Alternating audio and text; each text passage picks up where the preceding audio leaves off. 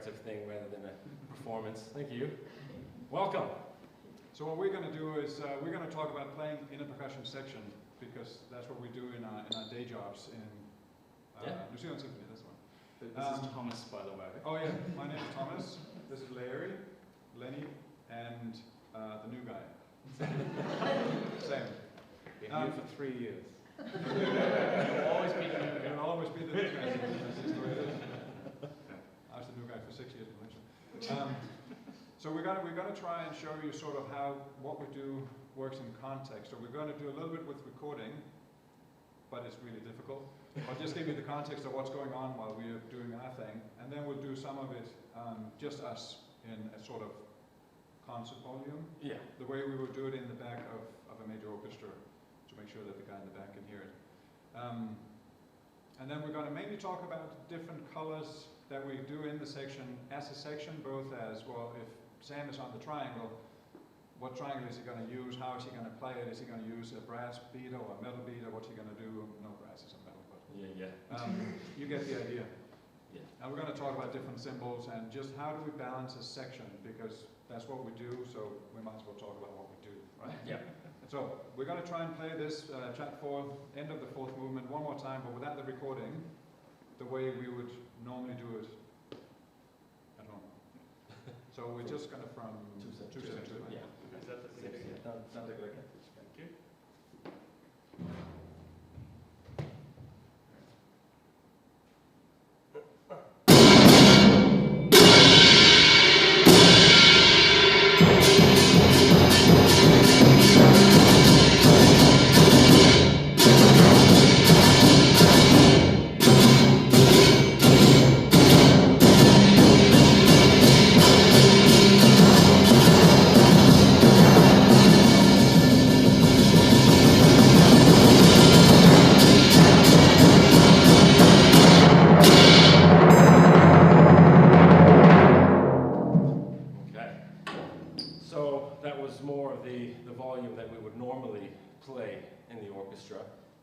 And then obviously the maestro or maestress would tell us what to do. If they don't tell us what to do, then it's kind of up to us to decide what to do in terms of balance. So here's a question for you guys. True or false? The principal determines the volume of the section. True or false? Tough crowd, tough crowd, tough crowd. True. True? It's true. I'll say it's true just for the sake of moving on. Thanks, Larry. That's an open-ended question, really. I would say no. I would say false. We're a team back here. It is absolutely up to us to say, hey, Sam, what do you think about this? Try this. Hey, da da da da, and then vice versa. So we're all just one team. We're one kind of player to present to the section. I will add to that, though, that I have been in percussion sections in other countries, in different orchestras, where that was not true. Exactly. The principal decided everything. But this is a good section. But we think it's best for us, and what we like is to present as a team.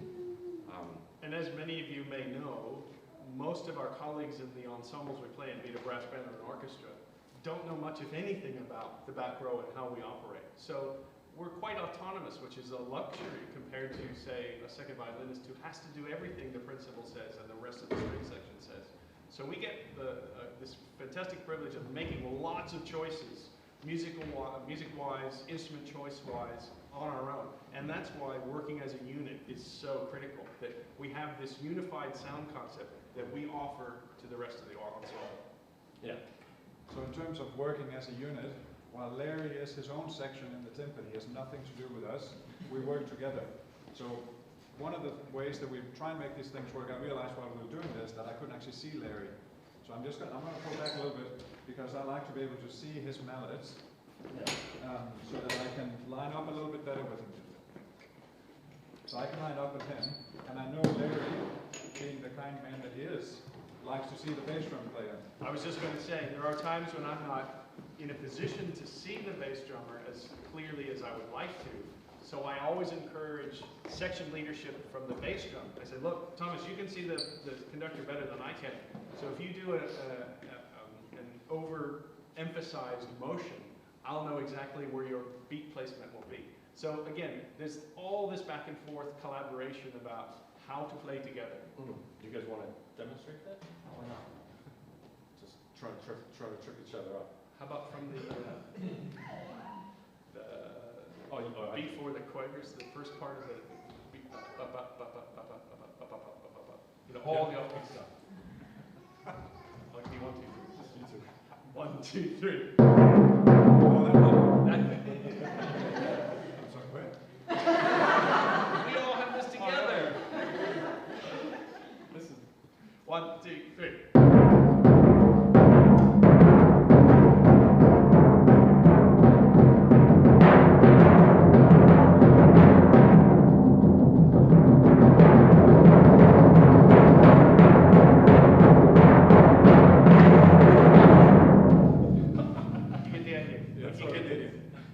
Watch the stick, watch the music, watch your colleague, all at the same time.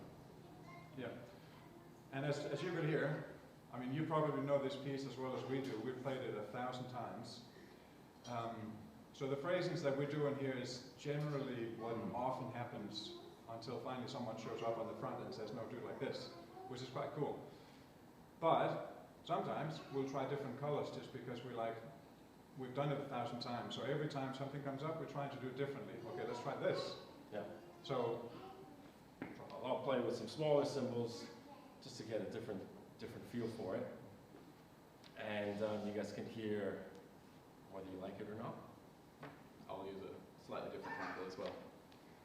And I'll try and play, so this mallet here has 2 different sides on it, so we can play it slightly cleaner, slightly dirtier. It's just a slightly different color. So when we tested the sound there, I was like, gosh, I can't hear it, I can't hear myself, and I just turned it. So those differences, and that'll also depend on how Lenny plays the cymbals, like, oh, he's going a little bit deeper, so I'm going to maybe go a little bit cleaner. Or he's being a little bit swooshier, I'm going to go a little bit wetter. So Yeah. let's try that. And we'll just try to follow each other. I might throw a couple curveballs in, a bit of fun. And then we're going to do 2 Same again? Yeah.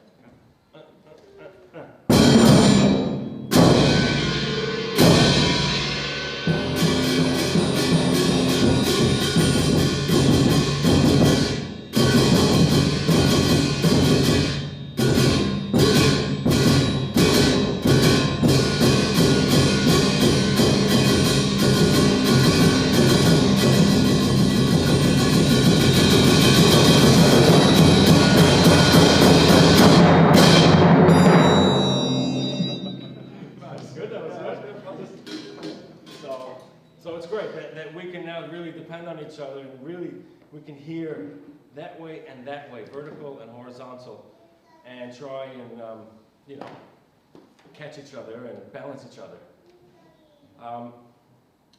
Should we move on? Well, yeah, I was just going to say, did anybody notice what Lenny did? Did anybody pick up what Lenny did in there? It The normally curveball. wouldn't happen. He'd probably get fired, but Did he adjust slightly, just towards the start there, or just adjusted to lock it? no, actually, he messed it up for us. Yeah, I messed it up, I slowed it down, and then I really kind of put the pedal down. So he was out, so I went with Larry instead. Yeah. I'm going to go with whoever's right. Hopefully there's a 75% chance of accuracy here. And then we slotted back in. Yeah. So it was, you know, And then good he really awareness. put an accelerometer, like you heard on the recording, there was a huge accelerometer at the end, which Lenny did. And sometimes it happens in other orchestras, it doesn't happen in our orchestra. But sometimes somebody in the section doesn't notice that the conductor is speeding up. But sometimes one of us won't notice something because we're, I don't know, busy listening to what we're doing. Lenny picked up on it and we just followed him. As long as we're together as a section, Yeah. then, you know, safety in numbers kind of thing. And if someone doesn't like something, we talk about it. Yeah. And that's the main thing. Enormous amount of talking back here. Obviously about the music, but yeah, But also communication is about a key. sound concept. We all have a general agreement about the kind of colors that we want as a section for our particular orchestra. And we can't figure that out personally and then figured out as a section without quite a lot of dialogue. And what instruments you're using, that will affect what mallets I choose.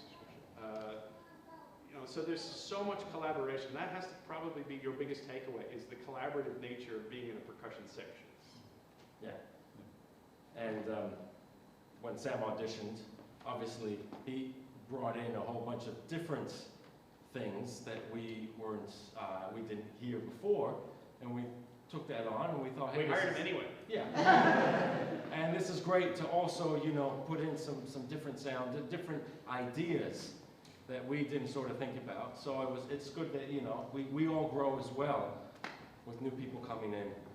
At first it was very just kind of, no, we don't like that sound. But I've slowly kind of tempered them to liking like a particular triangle that I have. No. Maybe not Thomas. The Goldberg triangle is. Hey, we used it in the Mahler and it was actually like, good. Moving on. It was good. The next piece the guys are going to play is Masks from the ballet Romeo and Juliet by Prokofiev. And if any of you know the music, it's nothing but color for percussion. And this has triangle, tambourine, cymbals, and snare drum in it. And they'll play that first as a section, and then we'll play the little snippet so you can hear what that means contextually. And then again, we'll play around with the color and the playing together ensemble tricks and challenges of this movement. And then, another thing is Thomas is going to be doing two parts together because, well, it's only just three of us for now. But normally it's It's written for 4 people, but in we've 5 people. But yeah, oh, 5, yeah. yeah. This section. This section. And when we played the ballet in Wellington last year, was it This year? year. This year. We played it this year. Yeah. They only had budget for 3 players for what the orchestra offered, so we had to be creative. So this is what we came up with. Yeah.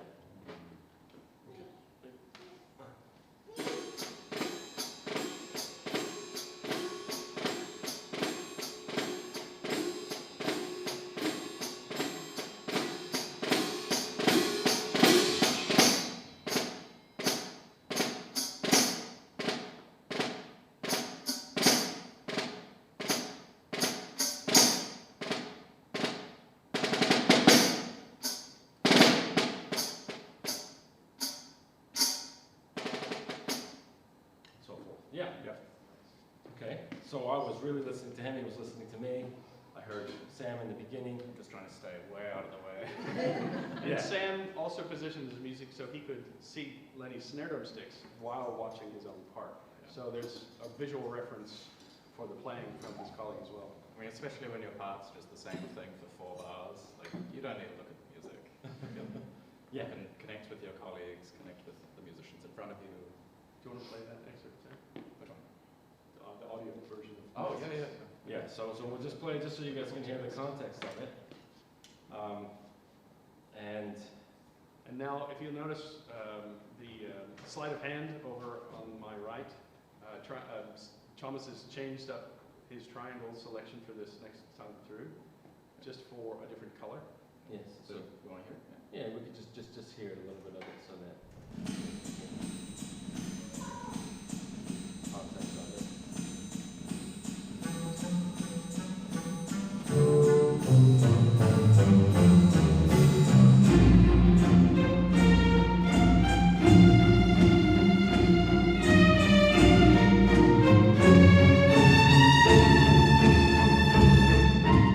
Okay, that's the idea.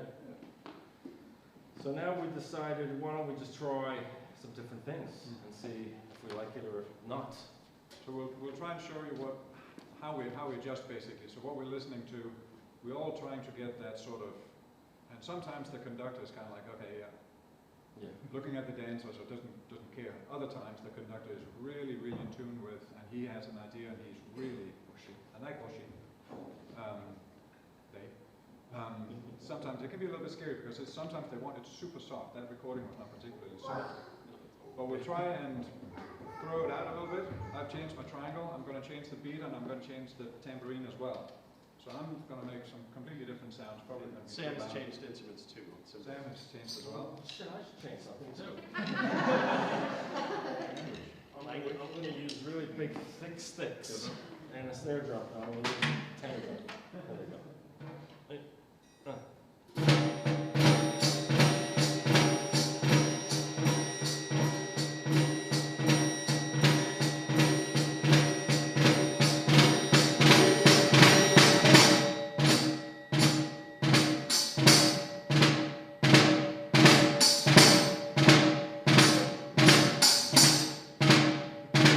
You get the idea.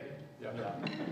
Great question. That's kind of cool though, because like that, to me, that's evoking more of like a marching band. Wow. Yeah. Actually, we might actually do that next time we do it. And that recording sounded like a deeper snare to me as well. Yeah, yeah. So, hey, by the way, any questions, please? You At know, any time. If we can't see you, just shout out. Because this is kind of about you guys, really. Otherwise, this is work for us. So, I had a quick question. Did you have a preference between the first time we played it through with the sounds, the first time over the second time? Which one did you prefer? Well, what kind of like descriptors would you use for that first one compared to that? Like, was it Why did you prefer? more gritty, more like light, anything crispy? Lighter and crisper. Pardon? Lighter and crisper. Tighter Oh, and that's crisper. yeah. Yeah. That's generally what we aim for. Yeah. No European sounds in our orchestra. I mean, I find when I'm preparing parts, I'm always kind of writing like descriptor words in my music. I'll listen to it and like, what am I trying to evoke there? Like, do I want it to be really kind of dainty? So maybe I want that, and I will go for a small pair of cymbals, or like really trashy if we're doing something like 1920s kind of vaudeville kind of style. I might get these like trash can lids style like cymbals, and they're just so crunchy and like awful, but awesome for that kind of character. Like a lot of it's to do with character. We do have the luxury of a choice of instruments for all of these sections, all the smaller groupings of percussion instruments. If you have one snare drum and one pair of cymbals and one triangle, that's the sound you make. But then you have the journey of discovery of all the different possibilities that one instrument can make for you. It's not, you're not locked into one sound because that's the only instrument you have. Do some technique adjustments to get different colors from the one instrument. Do you want to, can we demonstrate, say, on a triangle, to get a couple of different sounds from your one instrument? Like, how would you play a big fortissimo roll on a small triangle? We spend a lot of time in our section going through and talking about, well, try this triangle. We do a lot of switching triangles and switching tambourines, and sometimes it's one note, I kid you not. And sometimes we have casual players coming into the orchestra and they're a little bit taken aback because we can be incredibly picky. And then, but luckily, you know, they're pretty receptive. And we hope that in the end it's for the music, yeah, not for anything else. exactly. So if I were, so this triangle is actually, no, actually I've used this one. So this triangle here is a Sabian, I think. Yeah, this is correct. And if I were playing this really loudly, it's going to sound a little bit like dinner time. If I used so this is the same head of the beater, but the handle is softer. It's not, is it carbon? No, it's carbon. And so it would sound like that. There's already a different sound. It's really difficult to play louder with this soft handle. If I were to use a brass beater,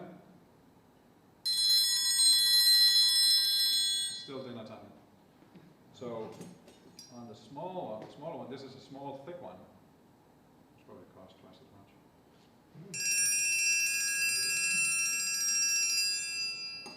With my favorite teardrop beater.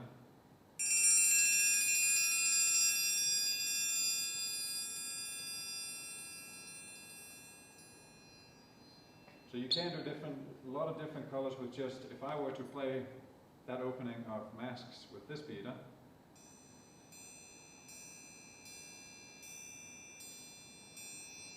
see, I hit a wrong spot in the last note. If I do the carbon beater, you may not tell, I'm curious to see if you can tell the difference. Because this is the kind of stuff that we obsess about in the back, and we realize nobody cares. But it gives us a purpose. Oh, I can hear it. Yeah, that's good. I like that. That's nice. Which one do you prefer? Number 2? Yeah. Good choice. And then we have The triangle, that was my go-to triangle for years and years and years. All of us, actually. Yeah, all of us, everybody used the able. Mm. It is the triangle, was the triangle. And now we're at the point, like, every once in a while, we're like, hey, should we? Yeah, I think we should. Yeah, why And not? we know what, like, Lenny would look at me like, is that a, yeah, I think it is. And it sounds like this. So this is, again, the go-to beta.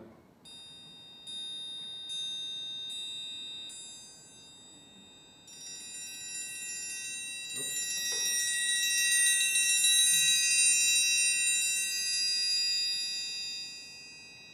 It kind of covers everything, but now it's It's just too. it's great for Star Wars. I mean, Yeah. we use it. Yeah. I mean, it's just a kind of like we know it's a great sound. It's just different from what the color that we usually aim for. Yeah. But then there is that every once in a while, like that's the one.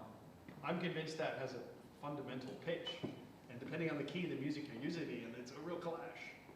Yeah. Because it's almost has a a focused pitch to it. But that was Explain what what was color means. Sorry. What does color mean? The color, well, it's so if you, so this one here is very it's just kind of it's clean. It's a clean sound that just goes straight out. Kind of stays forever actually, and it's very bright. Whereas Right, very bright. this one here is made by a whole bunch of alloys. I mean, these triangles are. I've never personally bought one. I've bought several of these. If that gives you an idea. But it has a lot more overtones. So it needs to be cleaned. Yeah. So here's a completely different sound. So it's a different sound for us. We talk of it as color. So it just kind of. There are different frequencies. You can hear Yeah. lower tones to it, higher tones to it. They give it a shimmer as well as a bass fundamental to it. Oh, it actually stays quite good. Yeah. Okay. Problem Yeah. with these ones is that we need to clean them because they die out. Yeah. Okay, enough triangle. No, never enough triangle. Shall we play? Any other questions, please? No? Yes? No? Okay. Nick? Chair. All right, let's move on. Yeah, we'll do some, we'll go on to the next excerpt, which is on. And so again, this one is now mainly, we have a certain rhythm, a certain beat within the orchestra that we kind of have to, once the train is going, you got to just keep on that train, you got to keep on that rhythm. But at the same time, again, we're trying to listen and try and balance between us as we play. And there's a little bit of an interlude between timpani and snare drum. And we'll try playing this with the recording, just so it gives you guys a little bit of a context of what's happening. Lenny, 4/4 end. Yeah. Good to go? Yep. Wait. Nope. Wrong music. Wait. Wrong music. There we go. Okay. Oh, you turn it down. Oh, yeah, sorry. Oh, back.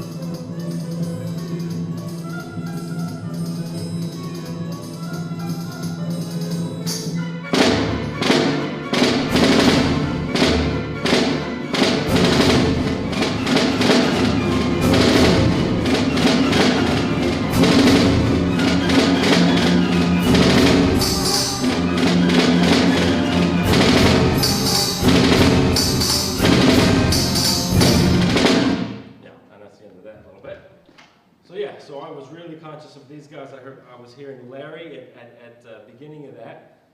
We have semiquavers with some of the orchestra kind of being in a different feel, so we had to be really kind of locked in. And I always watch Lenny. I make sure whenever we perform this piece that I have a straight line so I can see his hand. You notice he was doing it all one-handed. Yeah. Even if the conductor is messing around with the orchestra solos, we still have to be rock solid on those semiquavers. So I just leave it to Lenny to watch whatever's happening in front, and I'm with him, so I'm the wingman at this point, and he's leading that. And if we're wrong, at least we're together. Yes. Wrong. Yeah.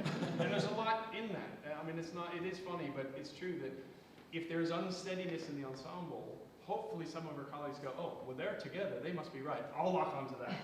So we can help save the day if there is some uneasiness throughout the ensemble. And again, communication. That's just, Yep. if there's anything you've learned from this 1 hour, 1 45-minute session, communicate. Yeah. Yeah. Yeah, talk about anything. Like, any questions? No. I'd like to talk about coupling. Yeah.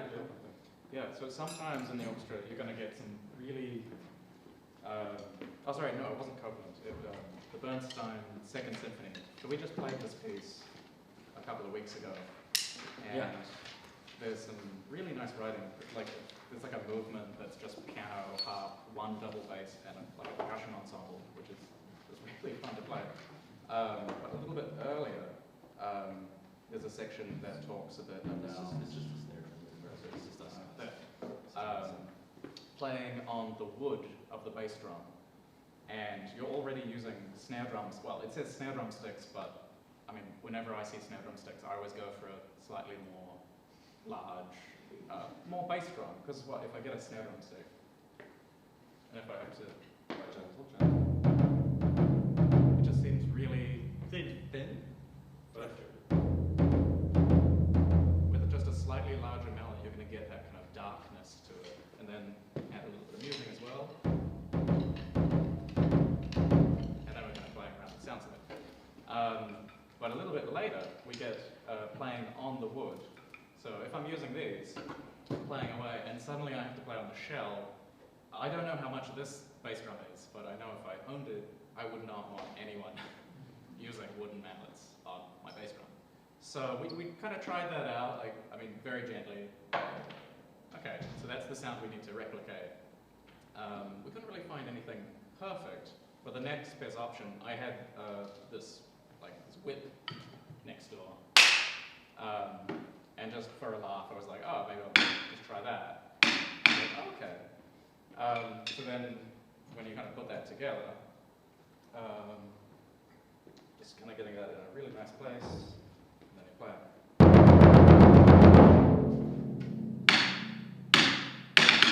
It's all really nice, close together.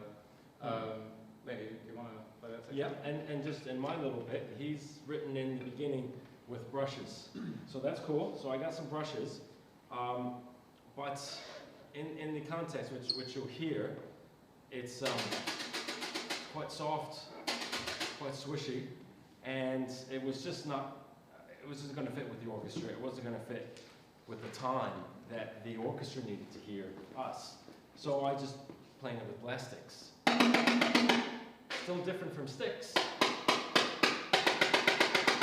but just has a little bit more points. So I guess in this little excerpt and what we're trying to present to you guys is what the composer, even though someone like Leonard Bernstein writes on there, doesn't necessarily have to be what you present, because it has to fit with, you know, The context of with the context of what's who going you're playing on. with. The instruments are a lot different. We've got so many more instruments than they would have had at the time, so many more colours. But if you kind of figure out the intention of what the composer's going for, you can kind of explore and expand on that. Yeah.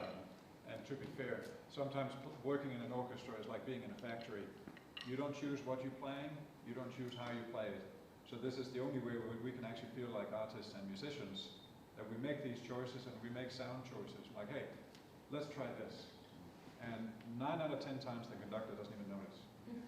And when they do, we actually had a conductor come up to us once after a concert and said, the best part, he was watching, he wasn't conducting. But we have great respect for this guy, and he came up and said the best part of that whole concert was the tam-tam playing. Yeah. It was like, wow, you noticed what we did? And we really actually, Yeah. We tried hard to make Yeah. something with that tempo, so sometimes, you know, so that's why it's worth it. Yeah. Okay. Oh, Thomas, could you flip that? The top. Yeah. Top of 5. Yeah, top. Yeah.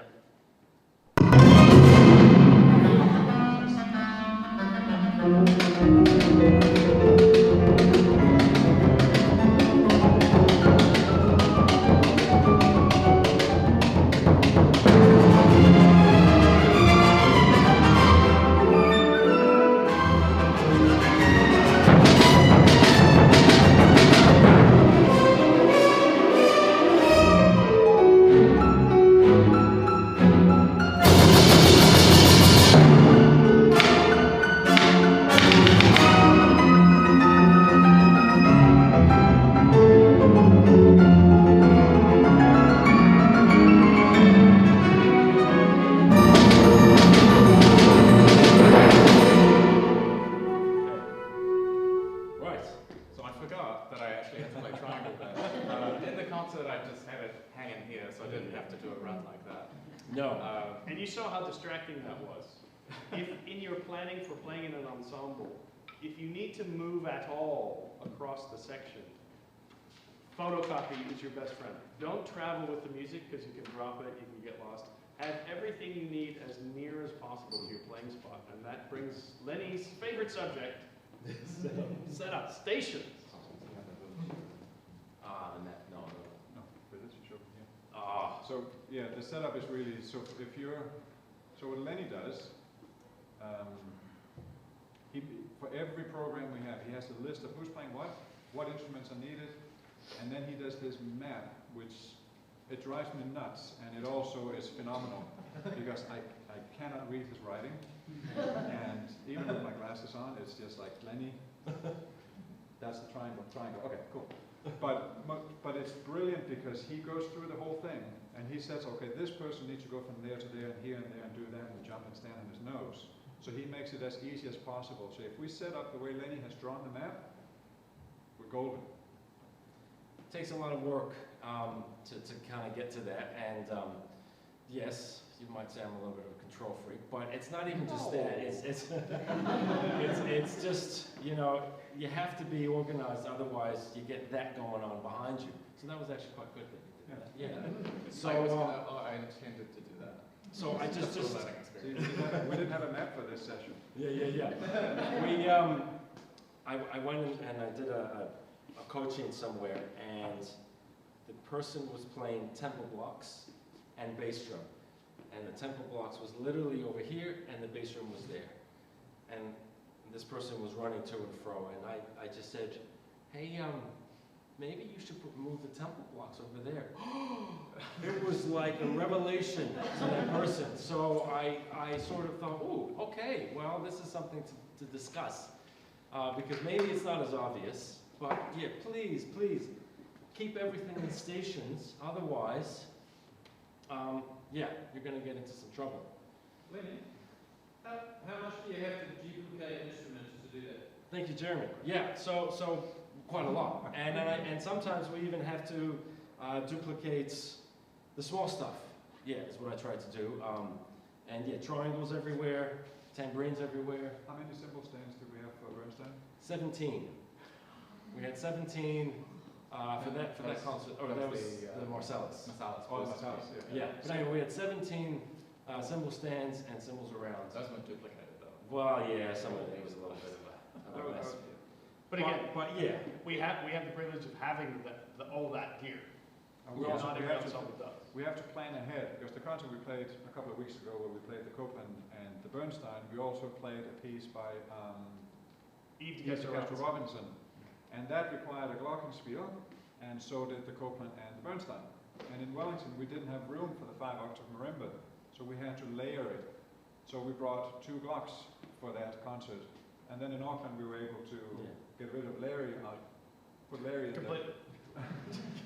Well, Larry went on the floor, which was great, because that's a great position for him to be for everybody. yeah. And then we had room, so we could do with 1 block, but we bring what we need to make life as easy as possible.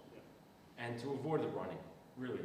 Yeah. If there's anything you again learn from this, is try to not run and try to keep things in your little station. So you can keep an eye on to that, to yourself and to the people around you, rather than having to move and then you already lost count.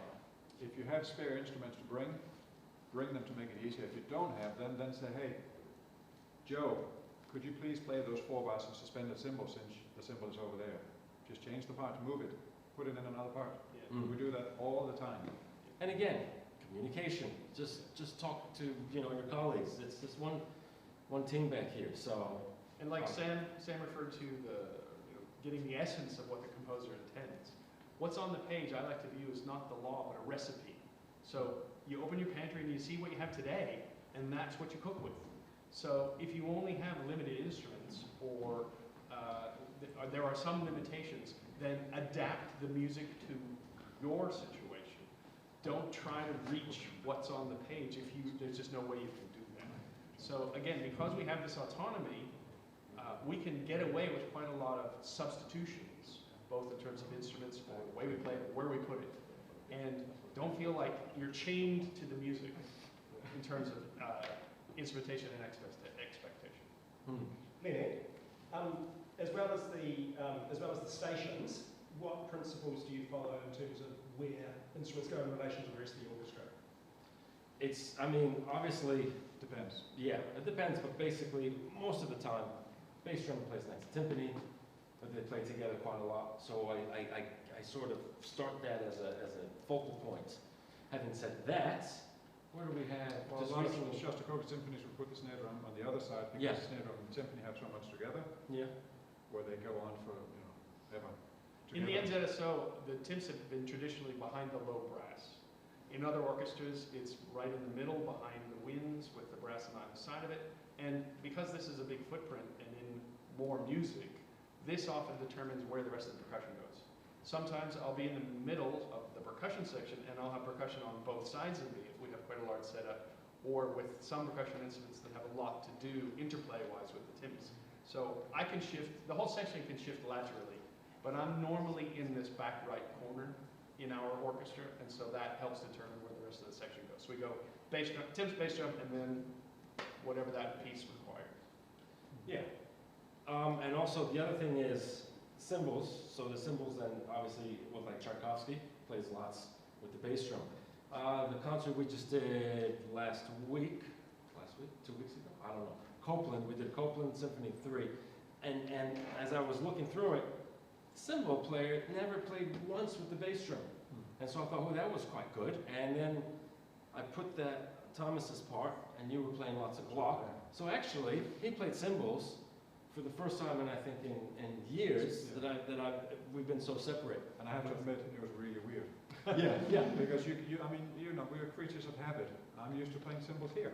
And Yeah. all of a sudden I was over there, and because the Glock is a little bit deep, I was like, I couldn't quite find room to make those big crashes. I think he missed me.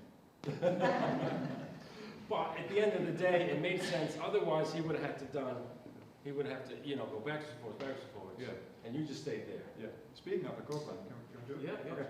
So we had there was a couple of bars in the Copeland where we, after the first concert, I thought, hey, let's change this.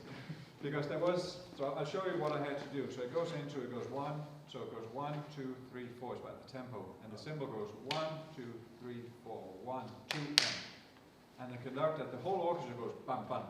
And he said, make sure that and it was written in the part, there's a gap in between. So in the rehearsal, I tried that. I'll show you what that sounds like. Because it was double forte, so you really had to, so the first goes, and I'm like, oh, Yeah. it hurts my ribs. And it's late.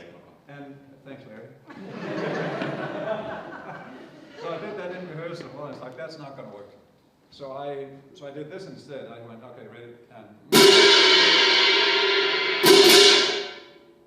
and the conductor didn't bat an eye. Yeah. So I went, cool. So I did that in the concert, and then on my way home from the concert, I was like, well, that's not what it says, and it really bothered me a little bit. So we got to Auckland, I went up to Sam before the dress rehearsal and said, hey Sam, I got a great idea. Communication. Can you please play that? So what we did, these are 20-inch Constantinople cymbals, and we've got a suspended version of this as well. So it's 20-inch Constantinople cymbal. which sounds very different from this, so you're not going to get exactly the idea. But I said, Sam, can you please play those two short notes for me? With the drums. Okay. Yeah. I was also playing on the downbeat, so. Yeah. So Sam first was like, sometimes Sam can be a bit worse. So he was like, I don't know, I've got a quick switch then. I really enjoy that bass drum. And I was like, Sam, come on, man. So this is what we ended up doing. A bit faster. Yeah. And again, the conductor did a bad night. No. But we felt that was awesome. No one notices but us, but we're in pursuit of the exact right sound we want to offer the music and our colleagues. Yeah. And so it's worth the dialogue, it's worth the heartache, it's worth the ride home going, what am I going to do tomorrow when we do it again? Yeah, exactly. Because it bothered, I went home and I was on my bike home, I was like, that it really bothered me. And then I had this brilliant idea, and then I went home from the concert in Auckland, like, all smiles and I'm happy. But be a curious percussionist. Yeah. Always ask questions, musical questions about how can I make this better, more accurate, more interesting, more colorful with the tools that I have at hand. And easier. Yeah. Yes. In that same piece, Mr. Copeland has written for a suspended cymbal with a metal stick. And so again, it's another thing that you might think, well, really, he wants a metal stick? Or, you know, some composers write, you know, timpani stick. So use your discretion on A, will it harm the instrument? And B, what sound do they want, and what can you try to imitate that particular sound, but and to make it a more of a prettier sound, or a better sound than a metal stick on the suspended cymbal that a double forte. You're buying a new cymbal. You might exactly. You might kind of hurt it, and it might sound really thin, right? So just the back end of a wood stick is probably all they want. They just want a hard sound. So anyway, just when you come across that, you're allowed to have an artistic. I think you're allowed to have an artistic license to create that sound. So, any questions? Because we're actually almost, we only have sort of 5 minutes left. Nothing? No. Okay. All right. Well, we could play that Copeland section? we could play that Copeland bit for you, just so you can hear the interaction. And one thing that I did when I sort of assigned this part, and again, just something for you to think about, and with the doubling up of instruments, I put myself with a suspended cymbal with the metal stick, and then I gave the suspended cymbal with the roll, which is the bar later, to someone else, so that you wouldn't have that person switch sticks and potentially drop on the floor, and also was easier to make it go from instrument to instrument. Otherwise, one person would have to, it's really hard to explain without seeing the music.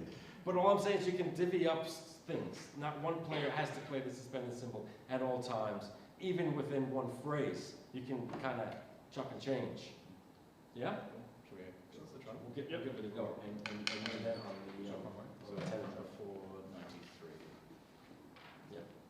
We don't have a second suspended, so I'm going to try and do both. Well, actually, I'm just going to play. Oh, yeah. And then you can, yes, even though it's over there. I can break it. You can count. That's it, yeah. No Yeah. walking. I just, you take that one. Okay. And, no, you have that. Got a few changes between instruments as well. Yeah. Right, so we're just, So the 493, let's see if we can catch it. okay.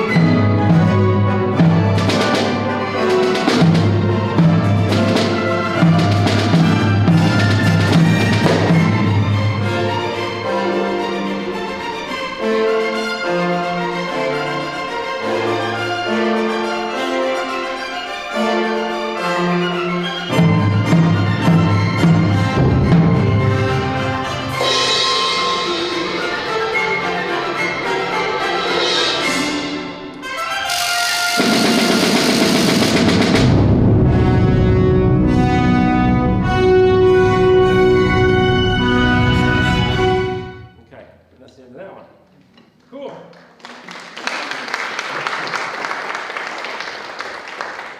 Yeah. Any questions? Yes. With the stick on stick, was that a call in for a rim shot or was it? Thank you for bringing that up. Yeah, he says, what is his exact words? He just says rim shot. But what other times? Yeah, no, rim shot. It just says rim shot. But other times it might say, you know, on shell or something, and sometimes we use that method as well. But you know, and you could go for the, but then you could also miss very easily. So sometimes it's just much easier to just kind of do that kind of rim shot rather than that rim shot. Or if you have the player, not necessarily in this moment, have somebody else do it on a separate instrument. Well, there you go. So see, yes, exactly. So now you make sure that we even did something where we had to do rim shots together at the end of the first movement. True, yeah. We played it together, and it was great. It was fantastic. But we thought, as a backup, we can have that and have the other person.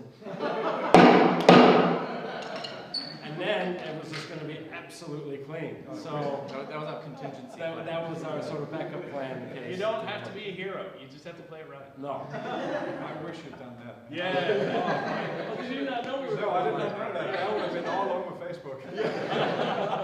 Pop that on social. Oh, Instagram, whatever. Cool. Any? Yes. Yeah, you mentioned about experimenting, getting your sounds and all that sort of thing, and the timbres you want in there. Have you had experiences where you had conductors that know nothing about percussion, but are adamant on the stuff that hurts the instrument or sounds crack and all that sort of thing? Yep. How do you deal with that? Because Well, that happens.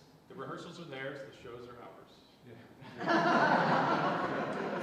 Now that's an arrogant attitude, but Yeah. if there's a discrepancy in the rehearsal, you never deal with it in the rehearsal. You never have that dialogue across the band. You take it to the dressing room at a break or whatever, and you say, Maestro, I've got a question about this thing you asked. You work it out so that you can share your hopefully greater knowledge about the section with them. Yeah, but I also, along with that, I work under a conductor sometimes that likes ridiculing the percussion section like they're not musicians, and it's like so amateur, you know, like, Luckily, we don't get that too often. no, But I mean, it does happen that someone will ask for something and they have clearly no idea, or they'll ask for something and it was just like something didn't work out. There was a mechanical issue, whatever. So they say, oh, could you use a different mallet? Sometimes they say, can you use a different mallet? They usually want a harder mallet. And sometimes what we do is a little bit difficult with what we got here, but I'm not proud. I'm a lot of things, but I'm not proud. So I will say, I'll be playing with this mallet, and they say, oh, could you use a harder one, please? Absolutely, no problem. And I'll put it down and pick up the other one. and then they'll say, okay, do it, and we play it, and they're like, yeah, perfect. And Thomas will make a technique change or a beating spot change. He'll make a change, but not the stick. Yeah. It's what I call the third stick option on Tim's too. Oh, can you harder stick, or what I get a lot is wooden sticks, please. yeah. Or, or a hard stick instructing your part. Now, I probably have 30 pairs of hard sticks. So for a conductor to say, do you have hard sticks? Yes, I do. Now what? Always ask for those descriptors, those adjectives about what sound do you want. Leave it to us to figure out how to make it. Yeah, we know what we have. Yeah. So, I mean, And every orchestra, every section, every percussion section has different gear. And there's no one law of the hard stick, the wood stick, the able triangle, although everybody has an able triangle. I don't think we've ever got like can you use a 20-inch like Zildjian Constantinople special selection? Yeah. Like, no. We did have a conductor years ago who was very insistent on a particular cymbal sound. He kept insisting, and I kept trying different things.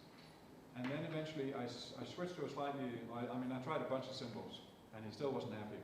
And we were sort of staying within what we were comfortable with for that spot. And then I thought, okay, and we thought outside the box, and I went and got some 24-inch cymbals, I think. And I played them, and he was like, that's great. what did you do? It's like,